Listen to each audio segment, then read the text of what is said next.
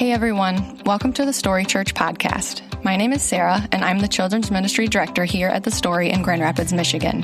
Our mission here is simple, to see 0 people left unchanged by Jesus. So whether you've been following Jesus your whole life, or your journey has just begun, we hope that this message will help you draw near to the person of Jesus, be challenged and encouraged by his word, and be moved to action. We hope these next few moments are a blessing to you and equip you to see who God really is and who you are in him. Well, good morning.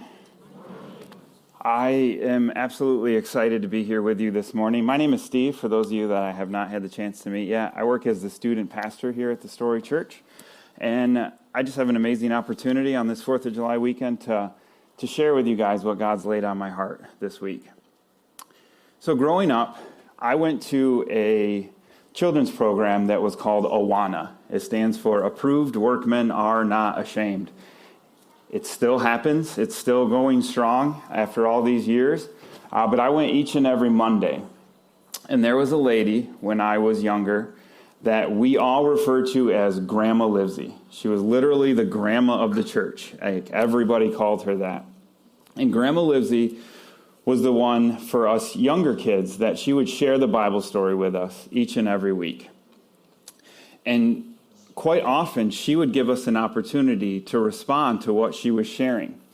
And so it would be just a simple invitation of, if you feel like you're ready to commit to God, you're ready to accept Jesus into your life, you can put your hand up and we can help you do that right here and now.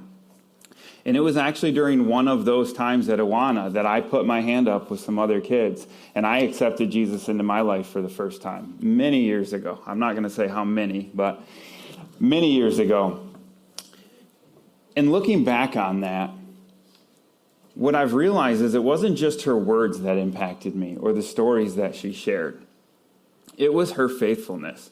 Week after week, year after year, she showed up because she loved God and she loved his children. And we live in a world that celebrates flash over faithfulness these days. Viral moments, instant fame, overnight success, they dominate our feeds, our news stories. But God's Spirit grows something deeper in us, something that doesn't trend, but something that has the power to transform. And as we continue into our series on the fruits of the Spirit today, we're going to be talking about faithfulness. And Sarah, thank you for doing an excellent job setting that up. I almost kind of felt like after our prayer focus moment, I thought we might be good. That was amazing. And I'm just thankful for a staff here that will just set us up into these moments and just share what God is laying on their heart in those moments. But that's what we're going to be focused on today, is faithfulness. And just like Grandma Livesey showed me how that looks, it's not big, it's not flashy, but it happens in the quiet, consistent devotion. Often, faithfulness doesn't get applause. It doesn't go viral, but it's the very foundation of every lasting relationship, every strong church, and every enduring legacy. And so when we look at Galatians 5:22 through 23, we get the list of all the different fruits of the Spirit. But like we talked about for today, for us this morning, but the fruit of the Spirit is faithfulness. And it's not just about believing in God or believing that he exists. It's about being someone that God can trust in those big moments. It's about being someone that others can count on, someone who stays steady when everything else is shaking. That is what it means to be faithful. Most of our life is not lived in the spotlight. Most of life is not on a stage in front of people. And if we don't learn to be faithful in the small things of life, we'll never be ready for the big ones. Faithfulness matters in our marriages. It matters in our parenting, in our jobs, and especially in our walk with God. Faithfulness is such an important aspect and part of all of those things. And if you don't get this, if you don't understand this, then what will happen is you'll continue to chase every new thing that comes along that you think will fulfill that area. and you'll never grow those deep roots that can produce the fruit that we're talking about. And you'll burn out, and you'll just give up too soon. Jesus paints the picture of faithfulness in one of the parables that he talks about. Many of you have heard the parable of the servants. Their master trusts them with a little bit of something. And then you've got the servants that they figure out how they can grow what they've been entrusted with. And there's the servant that just hides it away so that when the master comes back, he's like, I still got it. I'm good, right? But what Jesus tells us in the story about the servants who are entrusted with something valuable, we see that the reward isn't for the most talented or the most visible, but it's for the ones who simply stayed faithful. Because we see in Matthew chapter 25, verse 21, it says, well done, good and faithful servant. You have been faithful with a few things. I will put you in charge of many things. Come and share your master's happiness. Notice what the master celebrates here. It's not brilliance. It's not charisma. It's not massive success, but it's the faithfulness. And I don't know about you guys this morning, but I'm extremely thankful for that as being someone that, as far as like my athletic talents go, I probably peaked in my 20s in church softball. And so I don't always want to be judged by how perfect I am at this or how great I am at that. But what it comes down to is, can I be faithful and continue to follow God? But here's the thing. We're not just called to be faithful servants. We follow a faithful God. The reason we can live lives of steady obedience is because we serve a God who has never wavered, never broken a promise, and never walked away. If we look in Deuteronomy chapter 7, verse 9, it says, know therefore that the Lord your God is God. He is the faithful God, keeping his covenant of love to 1,000 generations of those who love him and keep his commandments. So from the very beginning in the Garden of Eden to the cross of Christ and well beyond that, God has never broken a promise. He's never walked away. He's never failed. And because he is faithful, we can be faithful. And not just can we, but we are called to be faithful. And if we want to see the clearest picture of faithfulness, in my opinion, we don't have to look any further than Jesus in the Garden of Gethsemane.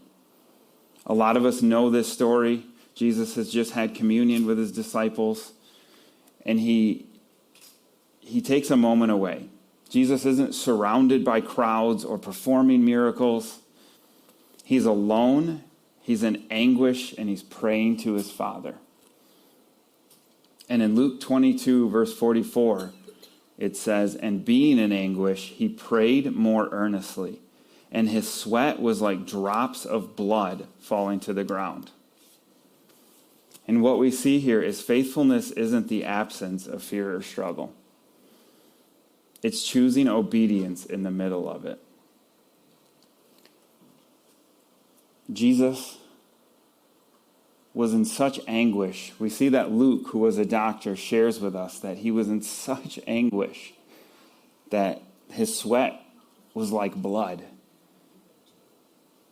And we see that even if we're afraid of what we're being called to do, even if we're stressed about it, we're not sure about it, that's okay. We look to Jesus as the example, and we see that, sometimes it is extremely difficult. God does not promise that faithfulness is going to be easy, and we see that here with Jesus. And if we're honest with ourselves, we can probably think of something that God is pushing us into to be faithful and to follow the example of Jesus. Now, for me, and we talked about it for months leading up to it, for me it was NTS camp, never the same camp. As we're getting ready to head out to camp, I'm preparing, I'm getting everything ready, making sure we have transportation, forms are filled out, all the fun stuff that the Lord did not bless me with the talents for, to make sure that everything is organized and set and ready to go. Oh, I don't even want to share this, but case in point to prove that, We got 45 minutes away from the church, and I forgot the trophy. You know the trophy I shared on Sunday? That goes back and is given to the next team. And so in panic, I had to call Kyle and say, I don't know what to do. When are you coming? Oh, not till like Thursday. Okay.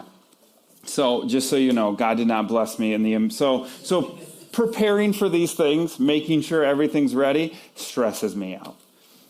Not only that, but we had 8 guys signed up to go. A blessing, yes. Scary, yes, because it was 8 with me. So 8 on 1. I was stressed and worried about that. Not that we brought 8 crazy, awful students, but it's just 8 guys that I got to make sure I know where they are, what they're doing, and then there's little old me.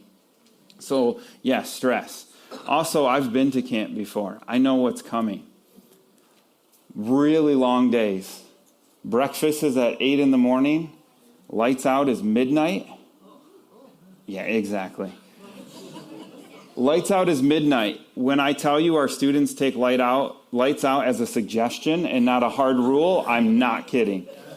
So these are long days and there is not much sleep happening. So I'm preparing and getting ready for all of this stuff.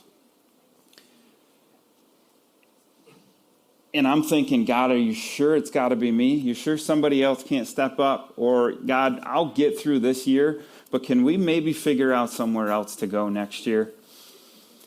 We start out we head out Sunday, and we have day 1 at camp, which is just a partial day.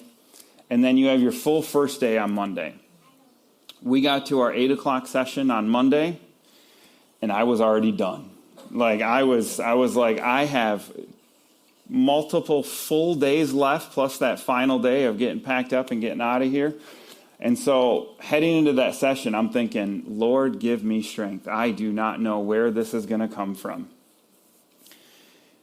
And when I tell you God is faithful and God steps in, he did it in that moment. Every time we go to session, there's different things that happen, and then there's a huge time of worship. And I think I've even talked about this here when preaching before, but I'm always amazed to watch hundreds and hundreds of students just in praise, singing out to God, just full in. But it wasn't just that. Some of our students, what happens is when the band comes up, the students all want to rush up front so they can be right up there with the band and have a great time. And so a few of our students did that. So I thought, I'm going to go see what they're doing up there. So I walked up to the front, and I noticed 3 of our boys in full worship, hands in the air, singing loudly to God, not caring about what this person or that person might be thinking of them. And I'm not afraid to admit to you guys, I started crying in that moment. Just tears of joy. And in that moment, I just felt God saying, we're going to get through this, and it's going to be a good week. And we're going to get more into that as we go on, but I wanted to share that with you guys because God steps in. It's not always that immediate, I understand that, but sometimes God will reward that faithfulness. Even when we're struggling, even when we're not sure how we're going to do it, even when we're asking God, if maybe it doesn't have to be me. And what I learned was faithfulness is the quiet strength of staying when it would be easier to leave. Yeah, it would have been a lot easier heading into camp to think, maybe somebody else can fill this role. Maybe I can send my youth group with another church or something. But faithfulness is that quiet strength of just staying when it's easier to leave. In case in point, we get back to the story of Jesus in the garden, and we see that Jesus did not want to go to the cross. He even prayed in Luke 22:42, Father, if you are willing, take this cup from me. Yet not my will, but yours be done. In that moment, Jesus is saying, is there another way?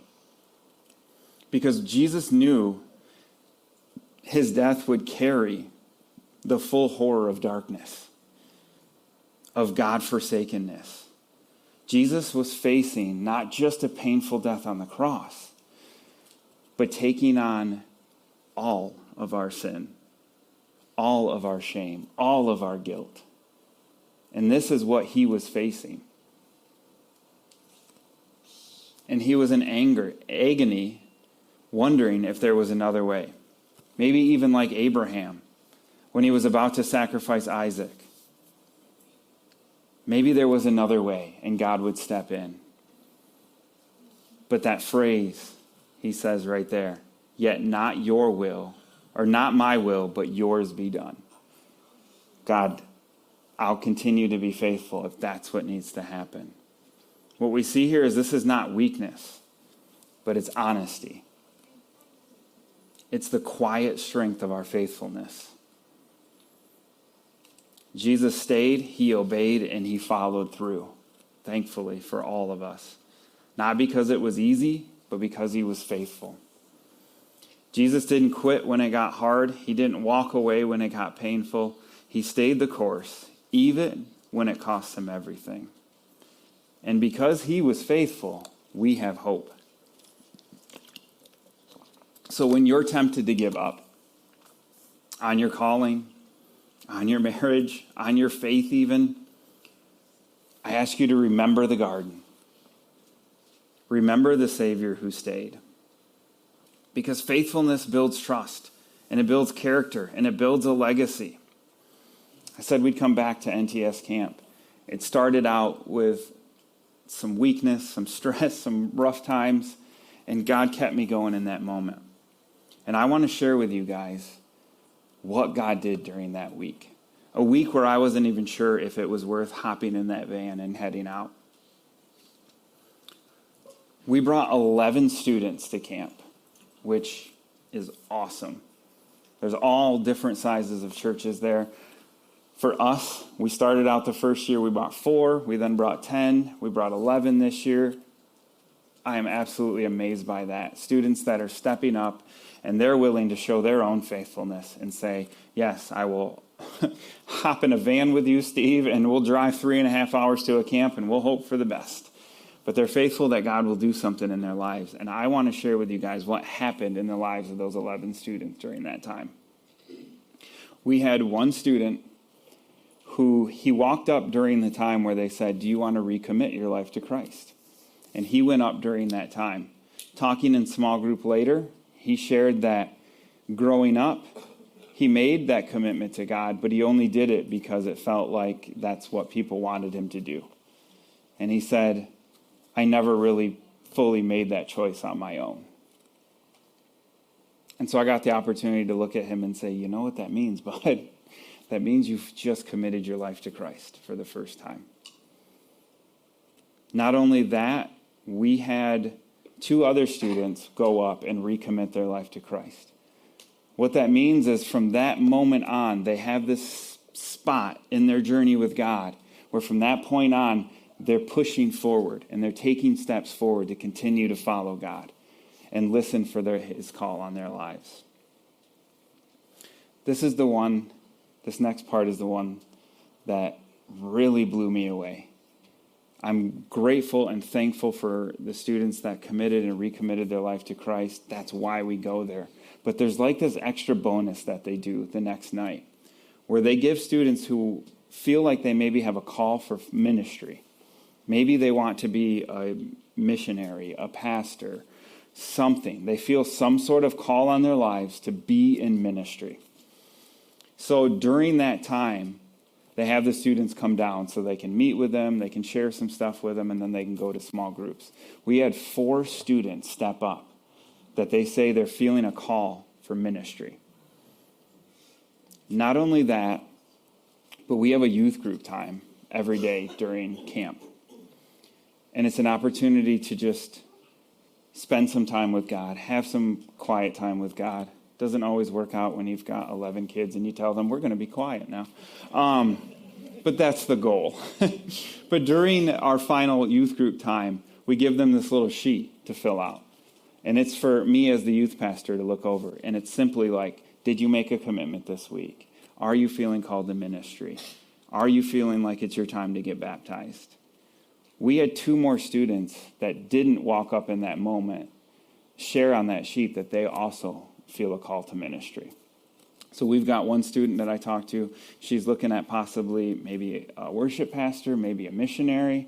We had a student that is from Muskegon. He came with a friend, doesn't even go to our church. And going into that week, I thought, it's neat he wants to come with us, but how do I continue to be his youth pastor? It was shared with me during our time. We basically have the equivalent of an entire year of ministry wrapped up in that 5 days of camp with the amount of time we spend with our students. So when I said, God, how do I do this? God said, you do it this week, bud. That is what he told me. And so that same student is one that said, I feel God's putting a calling on my life for ministry. Maybe it's something in music, because he's very talented in music, but also he said his dad does counseling, and his dad lets him kind of help out with that sometimes. Another student I talked to said, I want to be like a youth pastor. And I thought, yeah, that's my jam. We can talk about this. Another student that just said, I just want people to hear about God like I've heard about God. That's the call I feel in my life. I'm floored hearing these stories of these students coming up and being like, I want to step into ministry. And then also we had a student check on there that he's feeling like he's ready to get baptized. And so this week where I said, God, I don't know about this. Is it just going to be a week for students to come, goof off, stay up all night, drive me crazy, and then we go home? And God said, no. Be faithful. Because the people who change the world aren't always the loudest. Kyle. It's not as fun when he's not here. But they're the ones that don't quit. The ones who keep showing up. They're the ones who stay when it would be easier to leave. Faithfulness means choosing the right direction and walking in it one step at a time. That was literally camp for me in some of those moments of just, I can't think about what's happening tomorrow. I got to figure out, what are we doing next? What's the next step? Just one step at a time, getting them to where we need to go. And the thing is, we don't do it to earn God's love, but we do it because we already have it, and he was faithful to us first.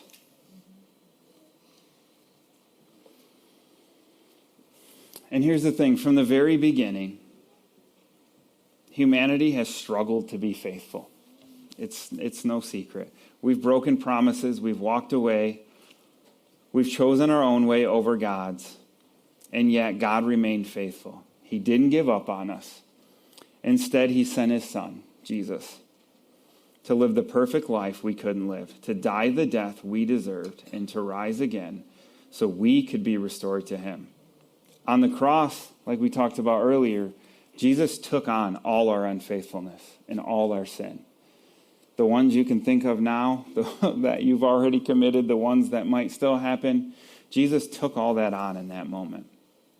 In exchange, he gave us righteousness. That's the gospel. Not that we were faithful to God, but that he was faithful to us, even when we weren't. Romans 5:8 says, but God demonstrates his own love for us in this. While we were still sinners, Christ died for us. I share that because if you're here this morning and you've never made that commitment to follow Christ and to give your life to him for the first time, just like one of our students did at camp, don't continue to put that off. Today's the day. If you want to talk to somebody about that after the service, come talk to me. I would love to share more about that with you.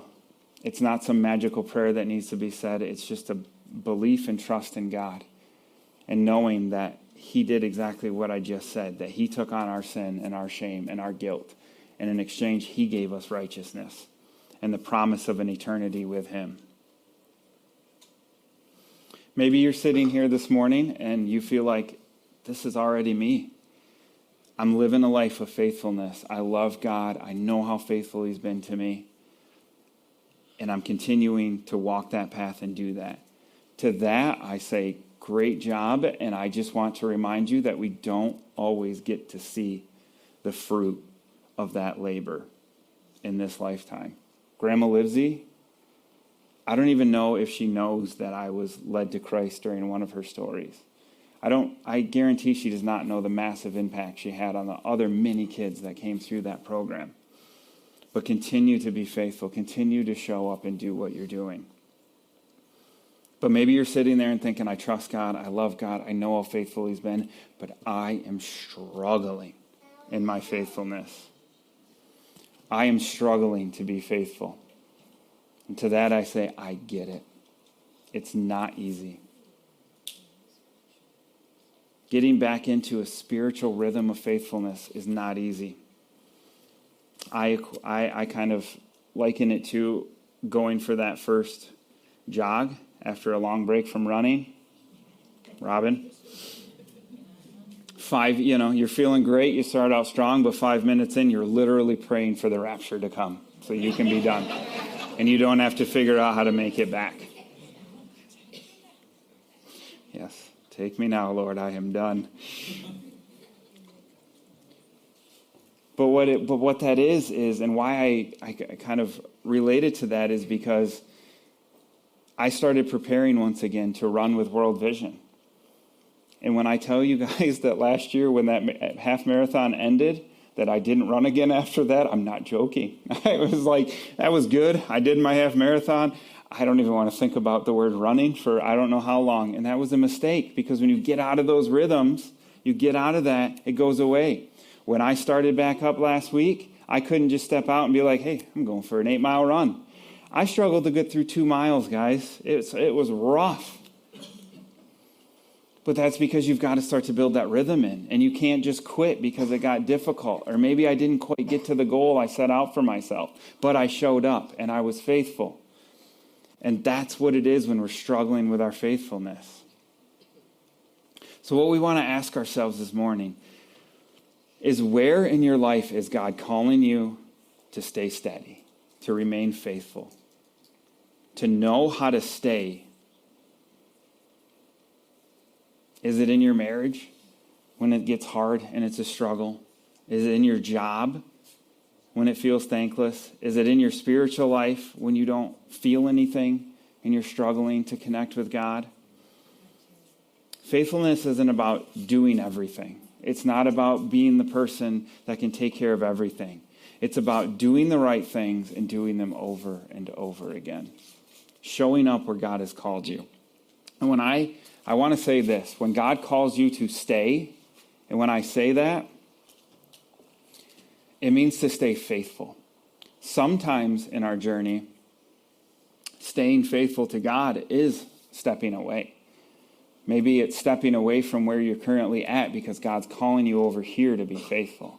I lived that out in my own journey in ministry. God called me away from a church that I was at. That was great to me. That helped me realize my calling. But I had to step away from that to come here, and it was a struggle, but that was part of my own faith journey. So I challenge you to pick one area of your life this week where you've been tempted to give up, and instead, I want you to show up every day, even when it's hard. Maybe it's reading Scripture daily. It's finding that rhythm of getting in the Word and spending time with God.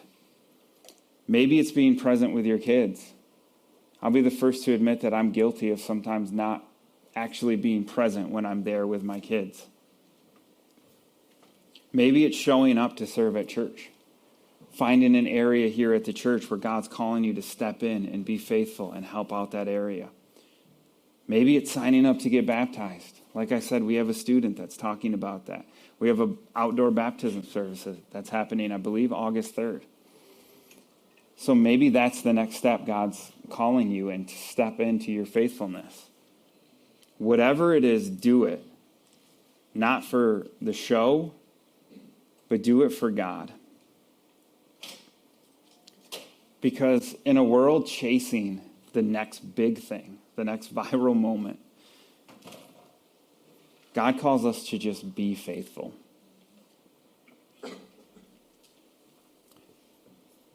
God calls us to be someone who shows up when no one else does. Quite often when it comes to my own ministry with students, that's the easiest, also the hardest, but the most important thing to do is sometimes to just show up and be there. Be someone who keeps praying when the answer hasn't come. I know that difficulty of praying over and over and over again for God to do something. But be that person that continues to pray for it. Be someone who keeps loving when it's not returned. Be someone who keeps serving even when no one's noticing. Be someone who keeps trusting when it would be easier to walk away. Because faithfulness isn't about being seen. It's about being steady. And guys, it's not about being perfect. Trust me. It's about just being present. It's not about the hype, but it's about the hope that we have in God. It's not about the spotlight. It's about the long road of obedience in the same direction. And here's the good news. You're not doing it alone. The same Spirit who raised Jesus from the dead lives in you. The same Spirit who empowered Jesus to stay faithful in the garden is growing faithfulness in you. So don't give up. Don't give in. Don't walk away. Because when the Spirit grows faithfulness in you, you won't just make a moment, but you'll make a difference. You guys pray with me. God, I'm thankful just for this morning. I'm thankful to be here with your church, God. I'm thankful for the opportunity to share what it is you've shown me about what it means to be faithful, God. I'm thankful for each and every person that's here this morning.